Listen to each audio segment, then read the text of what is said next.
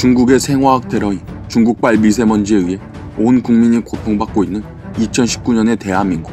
중국은 미세먼지 생화학 테러로 대한민국, 나아가 북한, 일본 등 동북아시아 국가들에게 환경적으로 극심한 고통을 주고 있는 것은 물론이고 경제적 그리고 국가 안보적으로도 주변국들을 침략하고 있습니다.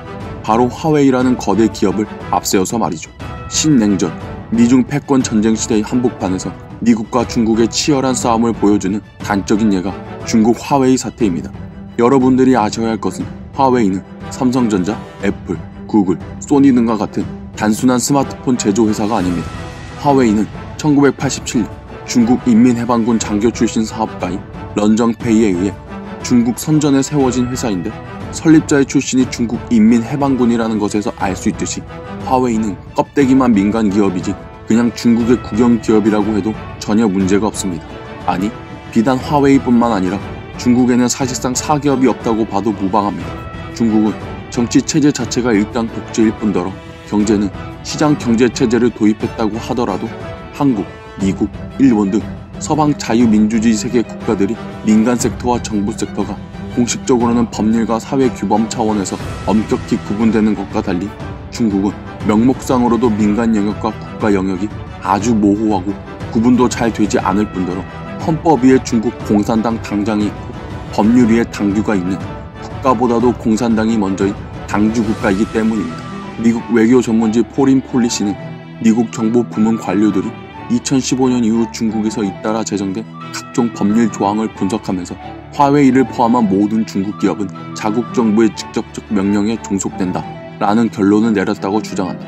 결론은 중국은 가짜 시장 경제 국가인 셈이고 시장 경제 또한 공산당 일당 독재 체제 자체가 무너질 것 같으니까 울며 겨자 먹기로 살기 위해 어쩔 수 없이 도입한 것으로 해석할 수 있습니다. 이렇듯 화웨이는 까놓고 말해서 민간 기업이 아니라 공산당 기업이기에 전세계 자유민주주의 서방 세력 국가들이 기를 쓰고 반대하는 것입니다.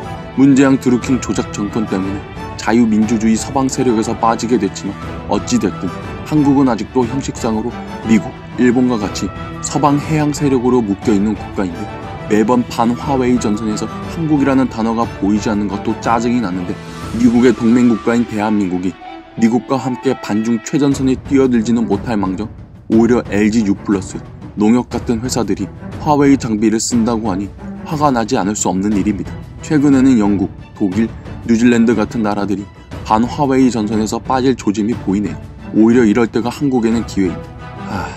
그런데 여기서 더 충격적인 사실은 LG U+나 농협은 화웨이 장비 도입 초기이거나 아직 도입이 완벽히 이루어지지 않았는데 이미 네이버에서는 국민들 대부분이 모르는 사이에 화웨이 장비를 쓰고 있었다는 것입니다. 네이버의 화웨이 장비 사용이 다른 어떤 기업들보다 문제가 되는 이유는 네이버 75.2%, 구글 11.8%, 다음 10.2%, 네이트 1.8%, 통계가 말해주듯이 네이버는 사실상 국내 포털 시장을 독점하다시피 하는 초거대 공룡 기업이자 대한민국 최대 언론사라고 할 수 있을 정도로 온 국민이 쓰는 레알 홈페이지이기 때문입니다. 이건 사실상 네이버가 도입한 화웨이 장비의 백도어를 통해 이미 대한민국 국민들의 개인정보가 실시간으로 중국으로 빠져나가고 있다는 소리와 똑같습니다. 게다가 LG U+나 농협은 언론 기사도 많고 네이버 링이나 구글 링을 하면 쉽게 정보를 얻을 수 있지만 네이버 화웨이 장비 관련 정보는 커뮤니티 사이트의 글에서나 찾아볼 수 있지 공신력 있는 언론 기사도 별로 없고 대부분의 국민들은 새까맣게 모르고 있습니다. 그것도 그럴 수밖에 없는 게 네이버 화웨이 장비 도입 기사는 2018년 4월 국민들의 시선이 남북 정상회담에 쏠릴 시기에 나왔기 때문입니다. 이런 식의 네이버의 매국적 친중질은 비단 화웨이뿐만이 아닙니다.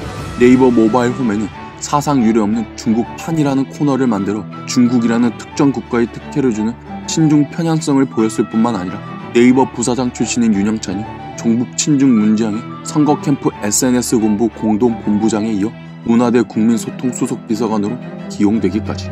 대한민국 대표 포털이라는 네이버에 이런 명백한 친중 행보가 문제가 되는 이유는 네이버가 단순한 일개 중소기업, 대기업이 아니라 사실상 전 국민이 사용하는 기본 홈페이지이고 대한민국 정부, 기업, 가게 등 대한민국이라는 나라 자체의 정보가 네이버에 있다는 게 과언이 아닐 정도로 대한민국은 네이버이기 때문입니다. 네이버는 한국 기업이면 한국 기업답게 대한민국의 이익과 안보를 지키길 바랍니다. 중국과 북한은 미국과 한국의 주적이고 반주, 반공이 곧 대한민국의 상식, 대한민국의 이익입니다. 근데 이미 LG U+는 5G 화웨이 장비 논란 이전에도 2013년부터 롱텀 에볼루션망 구축에 화웨이 장비를 도입했었고 SK텔레콤과 KT마저도 유선 통신망에 화웨이 장비를 사용하고 있다고 하네요. 그지 같은.